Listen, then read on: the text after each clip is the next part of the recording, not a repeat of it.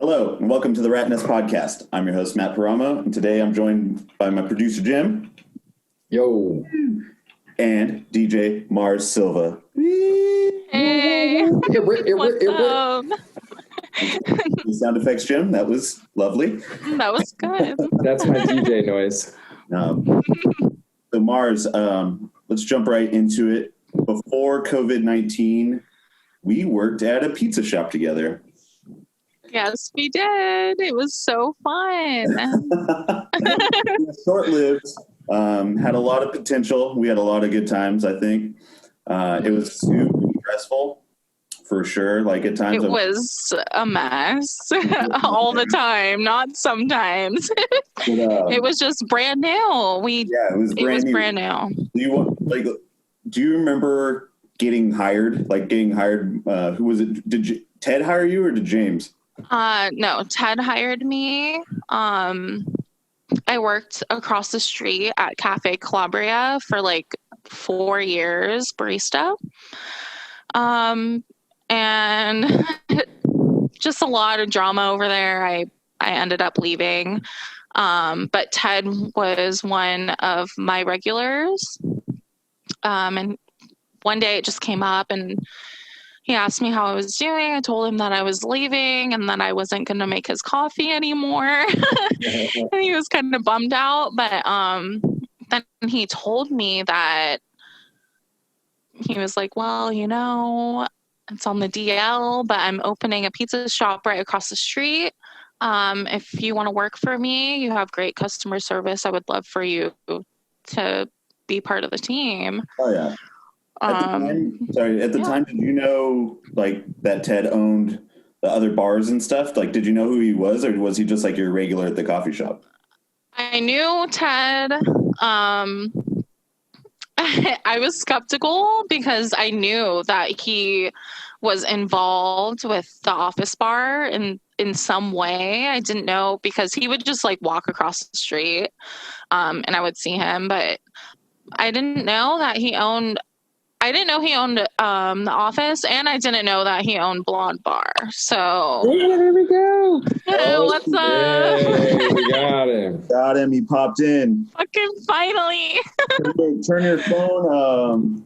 Lance, I'll do it right now. So you rudely jumped in here and interrupted Mars as we were talking about the origins of her employment at Max and Dimitri's. Should we use names? Is this gonna? No one cares, right? There's like 50 people that are gonna listen. No, and also, I mean, it was only open for 6 months, so if you were like there, you were there. It was so fun, though. I mean, if you gotta go and experience it. I guarantee every customer had a great experience, except maybe a couple. We can talk about we'll have really drunk people. Yeah, we'll get to that. But all in all, those 6 months actually felt like a really long time. Right. I don't know if that's a good thing or a bad thing. I guess because I don't know either. I don't know. Yeah, I don't know exactly why it was so important, but we took pride in it. I guess because it was like our spot, right? So yeah, to give people a little bit more insight. Within 2 months of opening up, the whole staff quit. Like everyone was fired or quit. The original team, like yeah. 2 people that were hired, right? So then there was me and you, Mars, and Eric was just eating pizza at the counter one day. I know. And he was like, "So what's good with the job, dude?" You need a job. Literally, that's exactly. We were like, yes, we need people. Obviously, you can tell. You just asked us if we needed people. We're obviously struggling. We're running around going crazy, like wondering how we're going to do the damn thing with just 2 people, like one person in the front, one person in the kitchen. Right. And, when you get slammed, it's crazy. And we're selling pizza by the slice. So just finding the rotation of like upping pizzas in the case and keeping stuff where you're not running out of everything all at once. Right. People dance to it. And I didn't know what I was doing in the kitchen, dude. Like I was washing dishes before everyone quit. And then they're like, who knows how to do like a beer order or like a food order? And I was like, I manage restaurants, so I know how to do that, but I'm not a chef by any means. So it's like, yeah, I can place your orders, but finding like the rhythm of a kitchen is pretty nuts. And to get thrown into it was like a learning process for sure. It was crazy. But so then Eric is on, and then there's like a 2-man team, at least in the kitchen. And I think we had 2 people in the front, maybe like three or 4 people in the front, but everyone worked like a couple shifts. Oh, rotating. Yeah, rotating. There was always just one person in the front, one chef, and maybe a dishwasher. I think chef is a little too bit of a word. Say what? I think chef is a little too what's a I don't know, man. Well, I got some Pizziolo, pizza maker, the fucking pizza guy, Pizza Smith. Pizza Smith. Oh man, no, dude, but I never, been in charge of anything like that, so it was nuts, and we were kind of just expected to do it all on our own. There wasn't much guidance or like shit, So we learned daily like what we needed to do, which was fun. Some days were easier than others. Let's say that. At least I know I went in there a couple of times. When I would go down to SD, and it was not run. It didn't feel like it was run by chaos. Like it felt very rigid, or like it felt like a legitimate business, and everything functioned well. Like you guys held that behind the scenes so well, because it seemed like such a legit functioning and like proper business from every time I went in there. I don't want to come on here and just talk shit about the ownership or the leadership or any of that. We just didn't. No, it wasn't that. It was just also the original team that I think is what set us back. There were a lot of people that just did not give a fuck. Yeah. They thought it was just like a free-for-all. And no, it's not. It's a new upcoming business. You can't just promote yourself and think that this is a hangout, because it was a hangout, but also it was a business, and you can't just give all these deals like, oh, you're my friend, like I'll spot you like a couple bucks, whatever. No, you can't. It was just and it was hard. And it was hard because it was in the heart of North Park. There's so many pizza spots, and restaurants just all around. There was competition for sure, and I wanted so bad for it to keep going, because I think towards the end we were getting, the hang of it and the feel for it. Was like our home. It was like our spot. But it was a good spot too. It was only getting better. The pie was delicious. It was. Oh, so good. And there were so many like very unique. You cannot get like the banh mi pizza, the breakfast pizza, the dog hammer. Like that was my favorite one. All right, wait, hold on. You're just saying names. Explain to us what a couple of these pizzas are. Us that don't know. Okay. Eric, because I know you guys had some super unique pizzas. The dog hammered had. It was a tomato base, right, Matt? And then, or no? Yeah.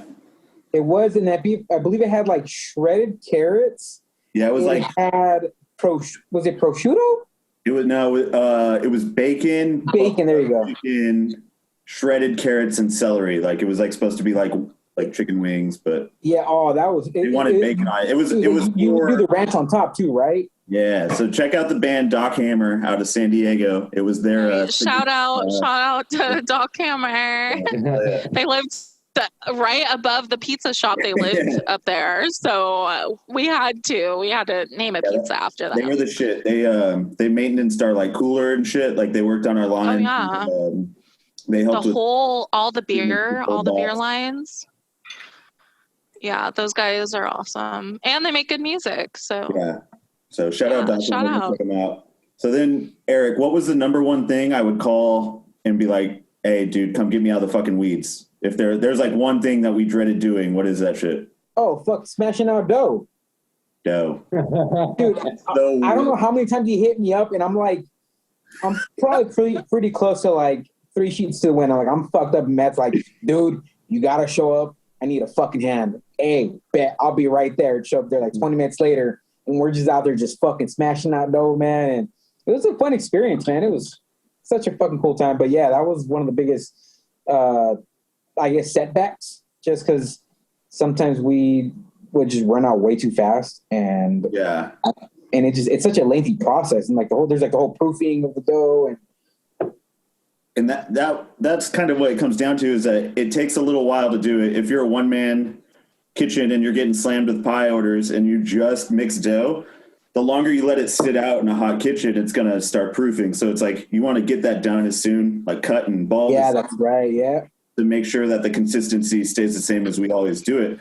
And so I knew when I was getting just murdered with pizzas and then I had the dough sitting, I was like, I can't not do anything for 2 hours or whatever it is. So I'd always hit this fool up, and he'd be like, man, I've been drinking. I'm like, all right, get an Uber. I'll get, or whatever. Like, yeah, dude, you Ubered me there a couple times, man. Literally, whatever it takes to get you there, we need you. Yeah. Well, we'll take care of you. We'll make sure it's like a good time. Oh, dude, for sure. That job was probably the funnest job I've ever had. Like, I would always say when I worked at Old Town Max was fun, but this was, I don't know, man. Like, I was more than happy to, like, if I got called in, yeah, I'll be there. Not a problem. Never dreaded showing up. Even if I was dead hungover from the next day, it was such a fun environment. All my coworkers cool as fuck. Mars, Matt, like, you guys were my fucking favorites. Dude, that was the dream team. Just no offense to anybody else that we worked with. I mean, if you guys get mad, I mean, I don't care, but I'm just saying, me, Eric, and Matt, we were the dream team because we got shit done. I mean, like I'm saying, there's no offense, there's no shade. Me and Matt were there from the very beginning. So we took this like super serious, this was like a thing that we created. And we did not want it to fail, so that's why we asked you, because we saw you and you were like, you wanted to work. You wanted to be a part of this thing that we created. Dude, I was hungry for work, Right. Yeah. And you want the money, so go and get it. We knew that you wanted it. So you were transitioning into like a little bit more of the artistic side of it, I guess. I mean, food's definitely art and science and stuff. Oh, for sure. Yeah. I learned a lot of process, right? Food making. But we had a couple art shows at the pizza spot and the time it was open. Both of them just killer turnouts, packed the place. Mars, you had just started spinning around San Diego at a few different bars like Space and Manhattan and stuff. And I remember you were like kind of nervous, but just like super excited too. And I don't know, do you remember like that night and just kind of feeling that? Well, yeah. So the first art show that we did, amazing. It was just a thing that we were talking about, in the kitchen. And then you ended up getting all these artists together. And I think me and Aaron Wallace DJ'd. Yeah. And then I think that might have been the first one. It was me and Aaron. And then the second one was me, Aaron, and your friend, what's his name? CJ? Is that his name? Cegak. Chris Cegak. Cegak. Shout out to Cegak. Yeah. We all DJ'd, and the thing is like, it took us so much time just to get people to get their art in there and hang it up and make it look nice. And then we didn't even know what the turnout was going to be. We were like, oh, whatever. It's just going to be whatever. No, it fucking blew up, and it was like over capacity. We have one stall bathroom, and it was just like, and it was such a small space, but people were on the sidewalk. People were spilling out having the office bar right next door doing their events, and then people coming and coin op right next door on the other side, and it was just we had good neighbors. It was overwhelming. I was like, oh my God. And people were actually buying art, which was cool. You know, like, oh, I want that piece, that looks cool. And just the vibe, and everyone eating pizza and drinking beer. It was fun. You know. Oh yeah. Hey, you guys did have good beers on tap there too. Every time I went in there was something special. So good. I think about that all the time. We had it was upwards of 40, was it? Like 40 different beers on tap. I don't know. Anyway, anytime I went in there, they were always different too. You guys were changing out breweries and changing out handles and styles, and anything I wanted to try was there for sure. Oh, yeah. Right. It was all inclusive, basically. I don't mean to go back to the pizza shop, but do we get to talk about my one experience working at a pizza shop? I was waiting for you to jump in, dude. I didn't know you guys started talking about it. I didn't know, if the owner's listening or anything like that. I don't know. They gonna fire us? Well, I mean, we're already Mars, done, when you say you want to hear it, you were there. I went in there and pretended to be a new hire with Matt for the night, and we cooked pizza in the back the entire Oh my God, evening. yes! I got a 5-star Yelp review from customers on my first night. That's how we do it. We were having dinner and I had to break off and go to work. And then a couple hours in, it was pretty slow. It wasn't anything crazy. And I knew he was just sitting in my house. So I was like, hey man, do you want to just come work in the kitchen with me tonight? We'll be really careful. I won't make you do anything where you're going to fuck yourself up and, I'm going to get sued. No, he made me come pound out dough so he didn't have to call Eric. Right. I did, dude. I was like, this is how you make dough. So, Jim comes in. We ended up getting a 5-star Yelp review that mentioned Jim's name. Ted came in and I introduced him as my friend who was going to go backpacking and that needed some extra cash. So he was thinking about getting a job at the pizza shop. I was like, oh shit, this is awkward. I hope the owner came in twice that night. I was there working in the back with full apron, making pizza with Matt, music on, and he came in. I'm pretty sure I was there. Yeah. Yeah, for sure. That was such a wild night. I couldn't believe it. He's like, hey, the owner's coming in, be legit. And I was like, oh, I got this, bro. And he's like, no, seriously, bro, owner of the company, please be cool. And I was like, dude, I got this. I went up, hi, how you doing, sir? I'm going backpacking through Europe. Matt's good enough for me to just, or a good enough friend to just hook me up. He said I might be able to work some things out while I'm going.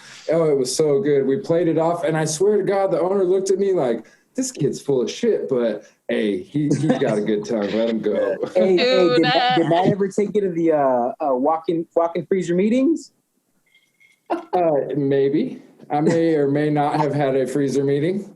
Those are the best. I mean, we could say it. We used to drink White Claws in the freezer from time to time. We did. I don't want to allude to anything because it sounds like you're doing hard drugs in the walk-in. No. All alcohol-based. All alcohol-based. Always alcohol-based. Occasional White Claw would happen, and then but Ted was probably the nicest boss that I've ever had in my life. He knew what the fuck was going on. He knew exactly. He didn't care as long as we were doing our jobs, taking care of the customers, making sure everything was clean. And the money's that right. Was it, Yeah. And the money's right. At least every time that I counted the money, it was spot on. So, I mean, well, no matter how you slice it.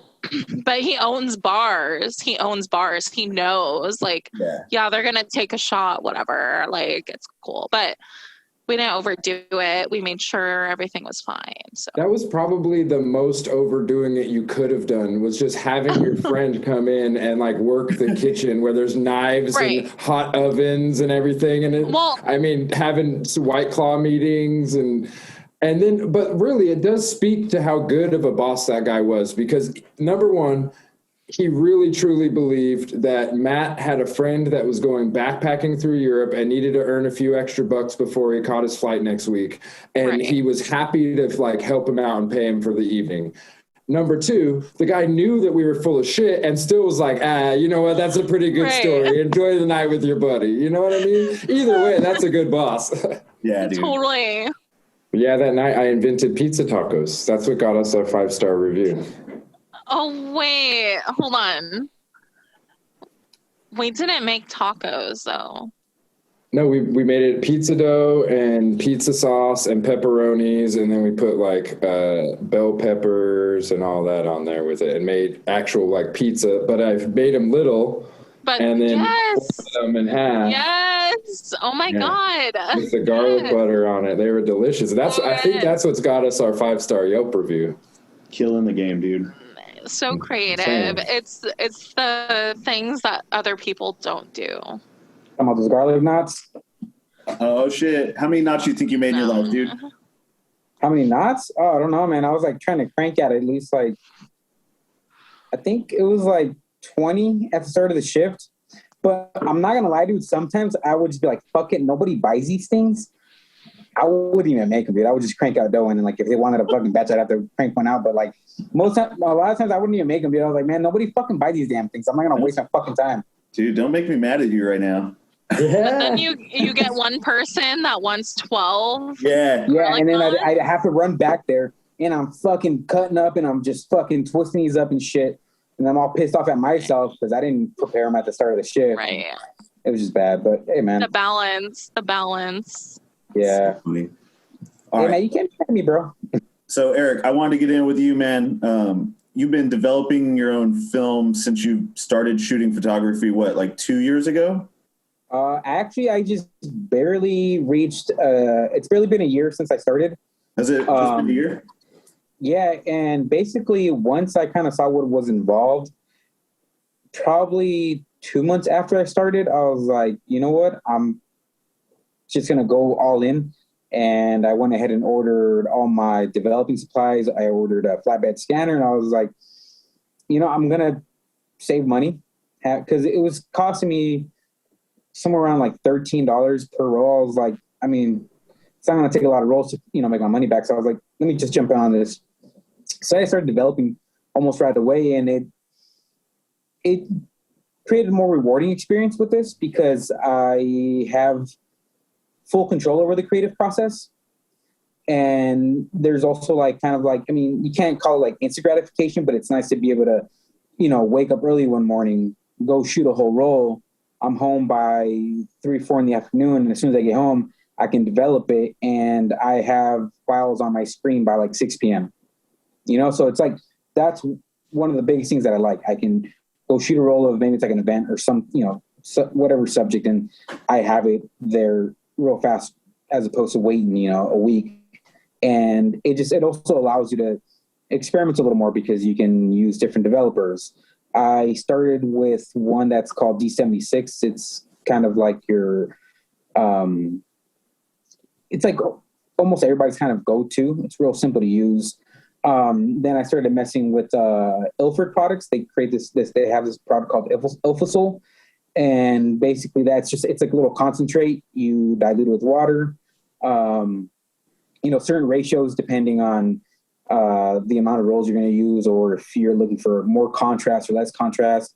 And then I heard of HC110, which is, it's also a concentrate, but it gives you like these punchier contrast. And it's fun, man. Like being able to develop, you're just able to explore, you know, photography a little more. You can go for more soft look if you go with a shorter developing time, or you can go with kind of like a more contrast and sometimes even like a grainier look if you extend your development times. And it's been a fun road. For people that aren't familiar with the development process, especially even the idea of being able to process film at home, can you give them a quick breakdown of, you know, just a 1, 2, 3? You don't have to go too into detail, but of what developing the roll film. Actually, yeah, I can. So basically, watch me a second. So I have here. So you have this little, you know, your little caster. You use one of these. There's like other ways to retrieve your film, but I like this because It's just kind of really easy. I don't have to break the canister.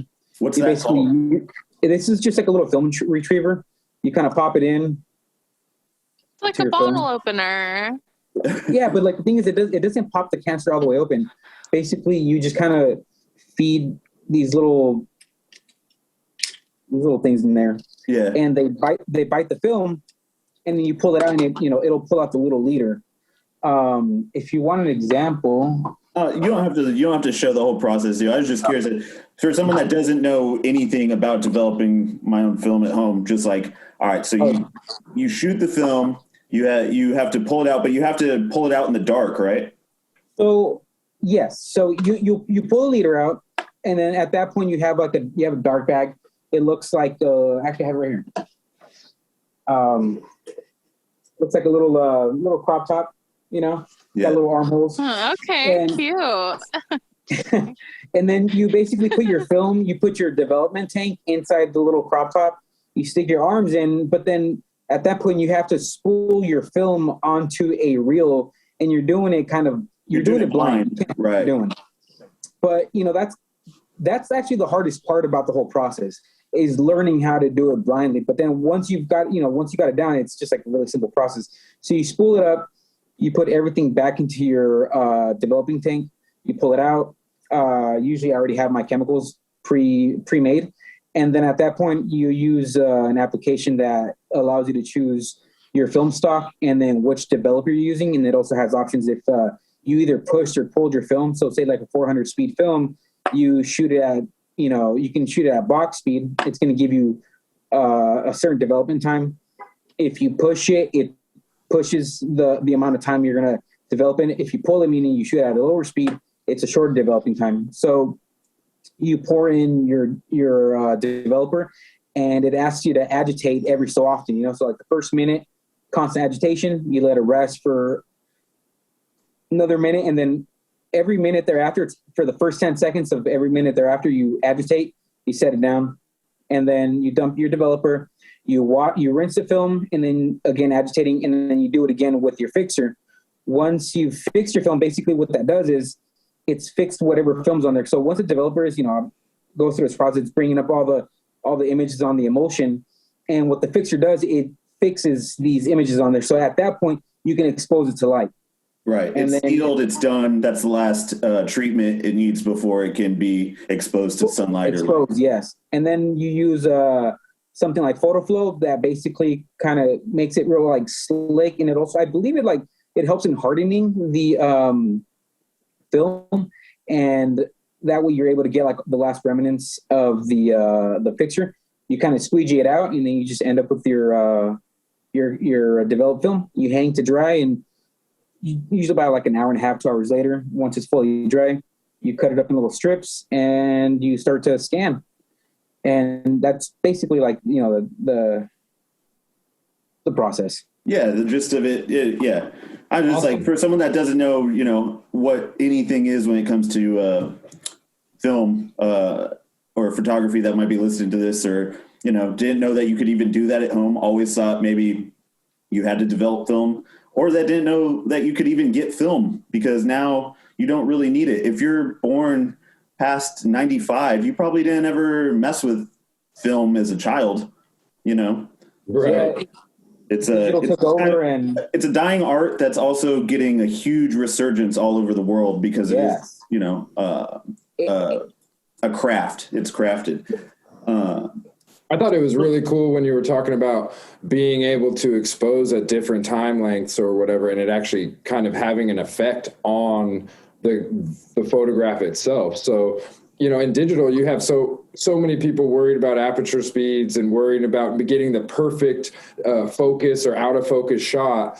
But then you could take that one photo and make it a completely different photo just in the way that you develop it. Is that what I'm hearing, right? Yeah, like you can. Okay, so I'll start with this. If you push your film, it allows you to shoot in lower light because it makes it a little more sensitive to light. More sensitive to light, and it allows you to shoot in a darker setting. But it creates like a grainier effect to your film, and in some ways, it can increase contrast a bit. I don't want to. say more than I don't know because I don't want to sound like I'm full of shit or something. But yeah, that's basically like I'm still learning about this, But like at least for me personally, like the reason I push my film is say like I know I'm going to be shooting in lower light, so it allows me to shoot in lower light. And from my personal results, it has resulted in grainier and like a little bit more contrastier images,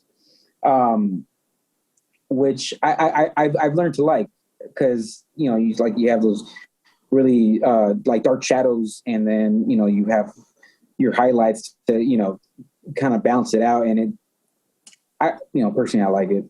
Yeah.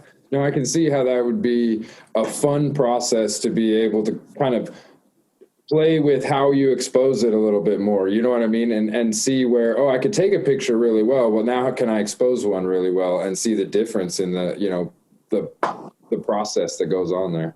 It almost directly like leads into what Mars does as a DJ, right? Because you're constantly able to play with the outcome of something. It's not a finite craft where you get a shot at it, and if that thing doesn't come out right the first time, you have to do it all over again. It's something that kind of can be crafted and molded and like changed over time and developed. Yeah, and it's and like I said, it's like it's just being able to like either push or pull your film. You can take the same photo on three different times, and one time you shoot at stock speed, the next time you shoot at pushed, and then you pull it, and it's not, you're going to get three completely different images. You could use the same exact lighting. If you pulled it, you're going to get like a finer grain. It's just it's all about like I guess creativity and what kind of emotion or feel you want to give your image. Now, Mars, I know you mess around with photos, but did you ever shoot film? I did. In high school, I did film photography and AP photo. I started with, excuse me. I started with film, and then digital came later, but the film was just, it was honestly like mind blowing to me because, like Eric said, you take your photos, you have your roll of film. I didn't have that tool that he has to open the canisters. You're using the bottle opener? I just had to I just used like basically like a screwdriver is what my photo teacher gave us. And you're in a pitch black, dark room. You can't see anything, nothing. And then our clock was like, it wasn't working. So you had to count in your head, like the 2 minutes, 5 minutes, 9 minutes, blah, blah, blah, until you can get to the last stage. And then you can turn the lights on, put water on it or whatever the solvent was for the last tank. And then you hang it in your like little closet. But it was just so fun. I love film photography. It was a while ago since I took that class, but it was a lot of fun. I won an award. We had like I know, we had like a photo contest. We went to La Jolla Cove, and our photography teacher said whoever gets like the best pelican shot gets $100. Everyone was just like taking photos of the sky, like pelicans flying, whatever. And I took a photo of this guy. He was kayaking, and then a pelican was like swooping like right up on like his kayak. And I snapped a photo right then. And I won the $100, and it was sick. But photography is so cool. I'm so glad that Eric's doing it. I have one of his photos right here. Can't see it, Thank you but so much, it's here. Totally. Hell yeah! It was. I commend you for doing this because it is hard and it is expensive. It gets really expensive. But hey, Mars, if you ever want to shoot again, let me know. I have a camera you can use, and we can go we can go right around or something. Just start snapping some pictures, and if you shoot black and white, I'll develop and scan it for you, and I can just send them to you like the next day. Let's plan something. We can do something like that. Dude, hell yeah, that'd be fun. So Mars, I just saw you did a set for the first time in a while since everything's been closed down, right? Was that the first time you got up since last year? Well, recently, I just did a set with my group at Till 2. We've been doing our events basically like a month before COVID happened. That's where we were starting at Till 2 Club. But yeah, they open for us to just record our stream. So you're just streaming. Yeah. You're just streaming with the bar at the background. I thought that there's actually people maybe getting drinks and shit. No, they don't have like an outdoor space, but they're doing like bottle deliveries, and they're making like little cocktail kits and stuff, and doing like Zoom tastings, just to support the bar, because a lot of our bars have been shut down, unfortunately, like Bar Pink, Blonde, R.I.P. R.I.P. Yeah. They're just trying to survive right now, but they don't have an actual outdoor space, so they can't be open right now. Not until we can do indoor, but they open for us, like, and they do other bands too. If you want to, I'm not saying like everyone, but like if you're close to them and you want to stream, like you were doing shows there before, they open for us and they just let us record. And then, so I recorded last weekend with my group. How was the feedback with it on like the live stream and everything? Has it been pretty good throughout the year? Like people understand, but like still tuning in? Oh yeah. It's been good. Yeah, people understand that it's like, it's tough times. And also, if you want to see your DJs, your friends, and you can't actually go be there, in person, yeah, people look forward to it. People are stoked that we're doing stuff. I think the only thing that I don't care for is this is a job, like it takes I pay a lot of money for music on Bandcamp. It takes a lot of money, it takes a lot of time, and when it's live you do get paid, but live stream, no, you don't get paid at all. It's just free, and it's good and it's bad, right? It's just exposure from me, but it would be nice to get paid to give a good show to someone. Normally I would get paid from the bar. And also I would help them sell drinks, keep people at the bar dancing, whatever. It's just really hard right now. And a lot of good bars closed down. I was DJing at Blonde. I had a couple nights there. They unfortunately closed down to COVID. Hopefully maybe one day they'll be back, and then Bar Pink was like a staple in North Park, so RIP Bar Pink. There's only a few bars left, and we have to support them in some way, even if that means I'm giving them my service for free, so I think it's really cool that DJs are able to use the platforms that are available right now to do live streaming and stuff, because I think that would be really difficult if you were in like a 5-piece band with drums and a bass and guitar to like put on a full show for an empty crowd and still have the same energy. Like, obviously you still have to kind of fake it when you're in front of a camera. You don't have the energy of the crowd to play off of, so you have to create your own energy. I don't mean fake it, but create your own energy instead of playing off of theirs.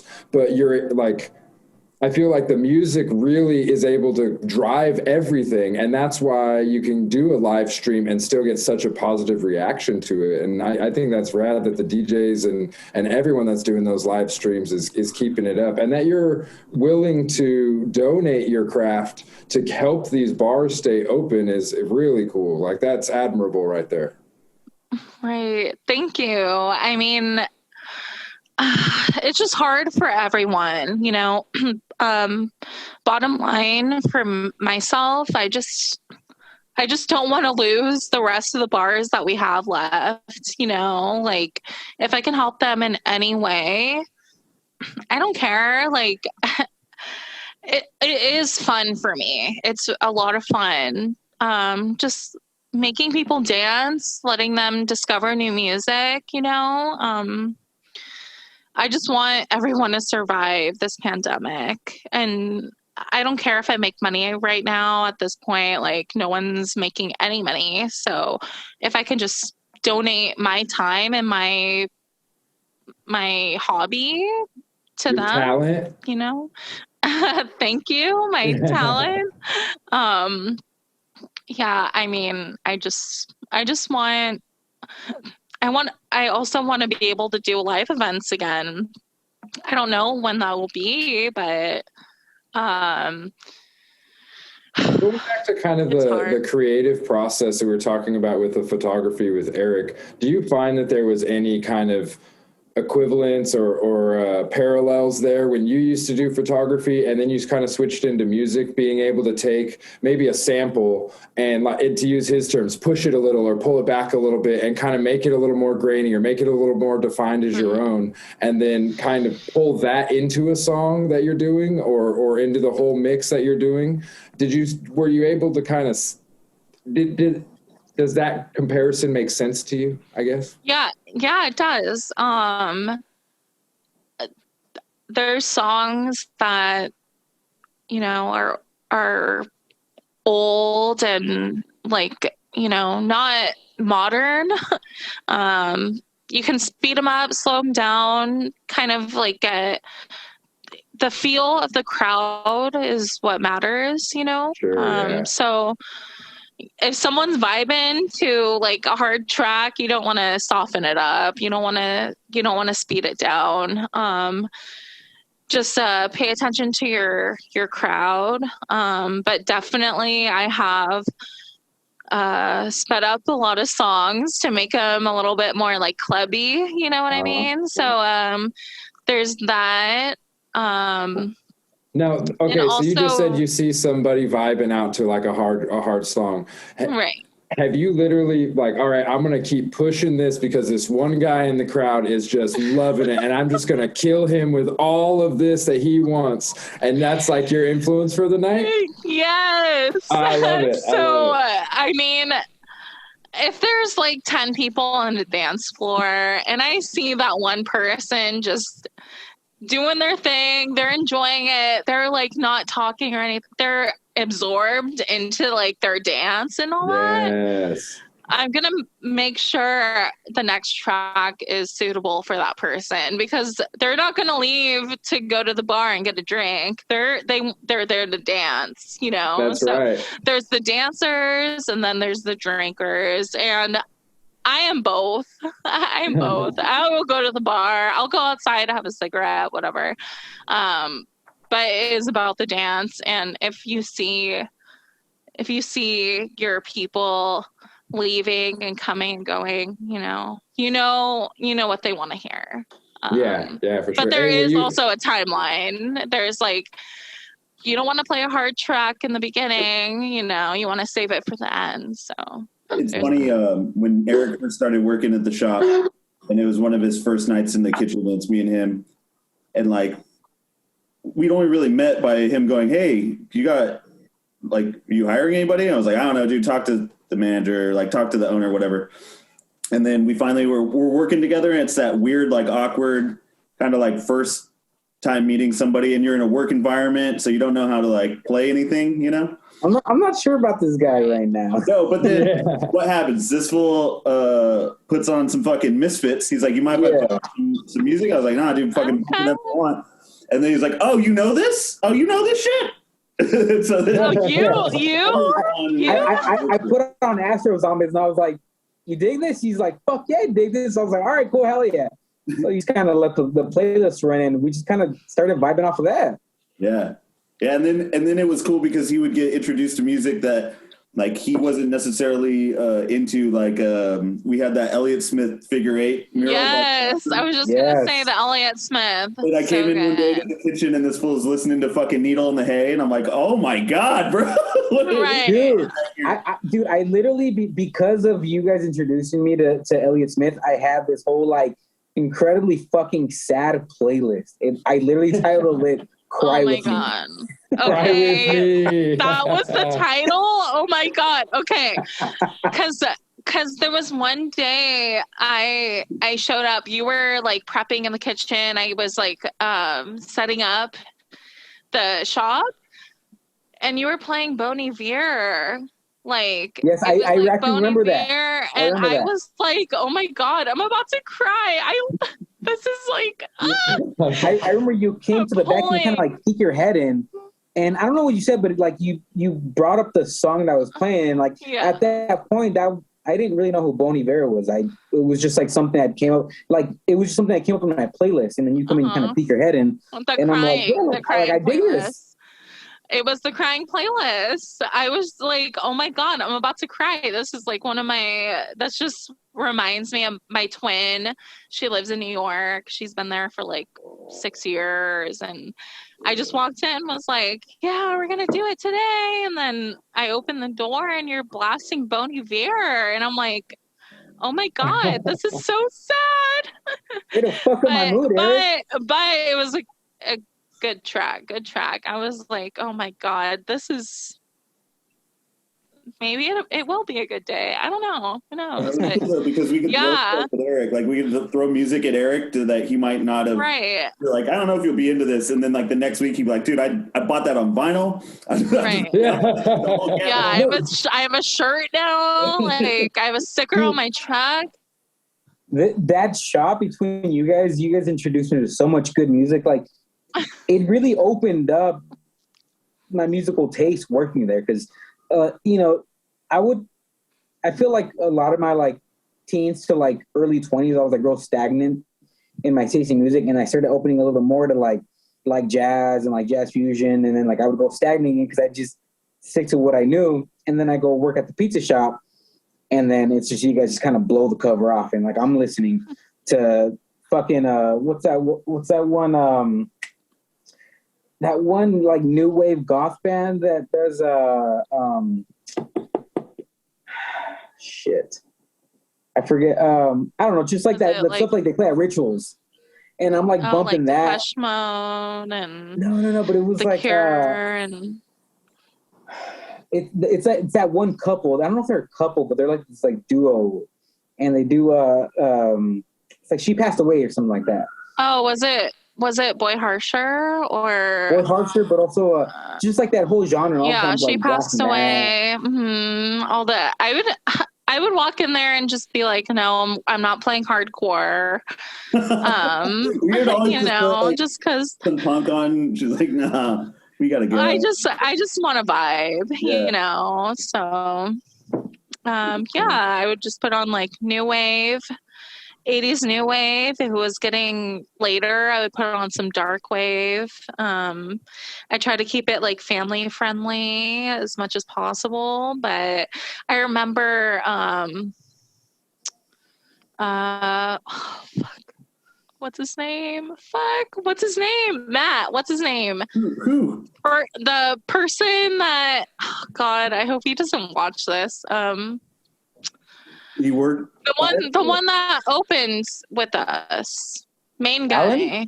James. Not Alan. No, James. James. I'm so sorry. James, if you're watching this, I'm so sorry.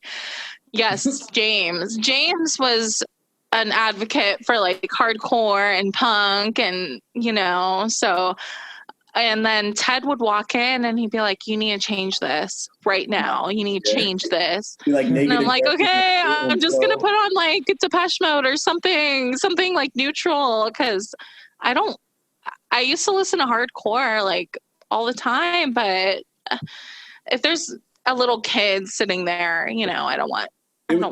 It was pretty aggressive at times. It was weird because we were be like a punk rock pizza shop, but like that was still cool with kids. Yeah.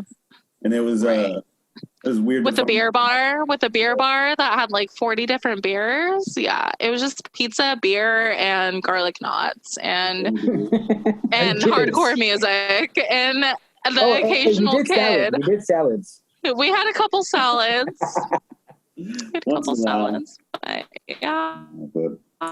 All right, guys. It looks like the second one is going to be up here in a few minutes. But before we get out of here, just want to say thanks for coming on here and bullshitting with us.